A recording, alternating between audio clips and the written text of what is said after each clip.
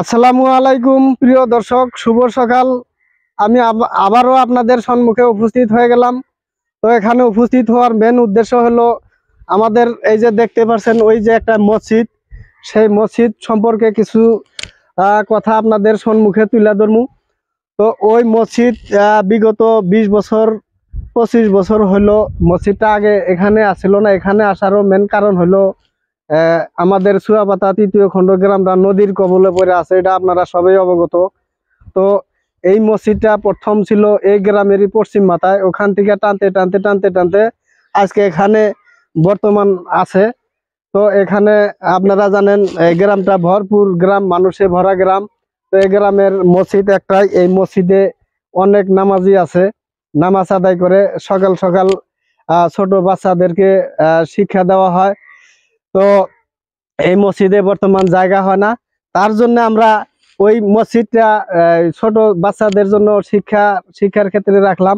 আর তারপরে আমরা নতুন করে একটা নতুন মসজিদ নির্মাণের ক্ষেত্রে আগ বাড়াইছি। তো এখানে এই যে মসজিদটা বাউন্ডারি হয়েছে বা মসজিদের ফাউন্ডেশন দেখতে পাচ্ছেন, এই মসজিদ এখানে এরকমই আসলো না। এই জায়গাটা গর্ত ছিল, এই গর্তর মধ্যে আমরা মাটি ফালায়া এই মসজিদ তৈরি করার জন্য এই যে ভিটি স্থাপন করা হয়েছে। তো এই ক্ষেত্রে কিভাবে কি হলো, এই ক্ষেত্রে বিশ্লেষণ কিছু কথা জানার জন্য আমাদের স্থানীয় যুবক ভাই আছে, এনার কাছে কিছু কথা প্রথমে শুনি, তারপরে আবারও আপনাদের সম্মুখে আমি আসবো। তো এই ক্ষেত্রে কত কিছু। আসসালামু আলাইকুম। এই মসজিদটা আজকে থেকে না হলে 25 বছর আগে স্থাপিত হয়েছে, কিন্তু নদী 5বার আঙ্গুর গোরাং নদী ভাঙছে। ভাঙ্গাতে এখানে অস্থায়ীভাবে একজনটা জায়গা দিছিল, তাতে ওখানে আসিল, ওখানে জায়গা হয় না, তার কারণে আজকে ফের নতুন করে আমার বড় ভাই রজব আলী মাটি ডোনেট দিছে, তাতে এখানে স্থাপিত করা হইতেছে। যদি কোনো ধার্মিক ব্যক্তি বা 10 টাকা 20 টাকা 100 টাকা 500 টাকা 1000 টাকা যে যেবার দিতে পারেন, একটু করে ইটের দাম হলেও আগে সাহায্য করবেন, আরো আশীর্বাদ করবেন। তো যাই হোক প্রিয় দর্শক, আপনারা শুনতে পারছেন এই মসজিদ নির্মাণের ক্ষেত্রে আপনাদের সবার কাছে আর্থিক সাহায্য আবেদন জানাইছে। তো আমরা আবেদনটা আপনারা কি হিসাবে দিবেন, কোন জায়গায় দিবেন, সেটা আমাদের এই মসজিদের ইমাম আছে, ইমামের ফোনপে নাম্বার স্ক্রিনে দেওয়া হবো। তো এই ক্ষেত্রে বেশি কিছু কবা লাগা নাই। এই মসজিদটা দেখতে পাচ্ছেন, মেন কথা হলো ধর্মীয় অনুষ্ঠান।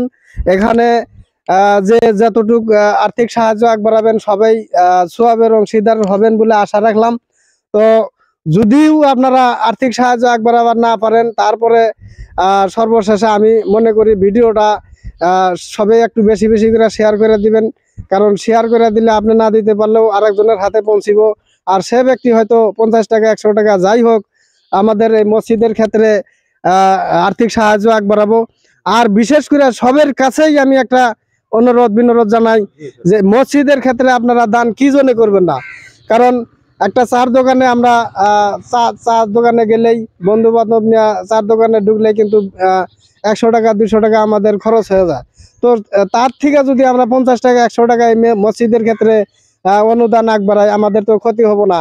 তো সেটা ভাবে আমি সবের কাছেই একটু কঠোর ভাবে কইতেছি, আপনারা খারাপ মনোভাব নেবেন না। কারণ মসজিদ পারপোসে আপনারা দান করবেন না, এটাই বড় কথা। করতেই হবে, সবাই করবেন। যদি না পারেন কমাস কম একটা করে ইটার পয়সা আপনারা আর্থিক সাহায্য বাড়াবেন বলে আশা রাখলাম। তারপরে আমাদের এই মসজিদের ইমাম আবু সফিয়ান আছে না, ওনার কাছে কিছু কথা শোনার জন্য চেষ্টা করবো ইনশাল্লাহ। তো এই ক্ষেত্রে কিছু কথা বলেন আপনি। আসসালামু আলাইকুম রহমতুল্লাহ বারকাতুহু। যাই হোক, আমার ভাই মসজিদ সম্পর্কে যা কথা বললো তো আমরা শুনলেনি। যেহেতু আমরা 2 বছর ধরে এই মসজিদে কাজ করতেছি, মসজিদে পোলাপানের আগে যে মসজিদটা আসলো, এই মসজিদটা পোলাপানের পড়ানোর খুব অসুবিধা হয়, যেহেতু জায়গা হয় না। আর এখন তো যেমন তেমন তখন সিজন আছে, বৃষ্টির সিজন আছে, বৃষ্টির সিজনে আরো পোলাপানে পড়তে পারে না, তার জন্য নতুন মসজিদে ফের আবার ই করতেছে। কথা লম্বা না করি আমি, যেহেতু সব বলেই গেছে। আর আপনাদের কাছে এটাই আমাদের অনুরোধ যে যে যতটুক পারেন ইনশাল্লাহ কমাস কম 1 টাকা ইটের পয়সা আপনারা আমাদের এই মসজিদে দিবেন। যেহেতু চা খাবার গেলে আলা 10-5 টাকা 15-20 টাকা সব শেষ হয়ে যায়। এই ইটা কিন্তু শেষ হবো না, এটা কাল কিয়ামত পর্যন্ত আপনি পায়ে থাকবেন, কারণ মসজিদের পয়সা এটা সদকা জারিয়া হিসাবে কিয়ামত পর্যন্ত থাকবোই।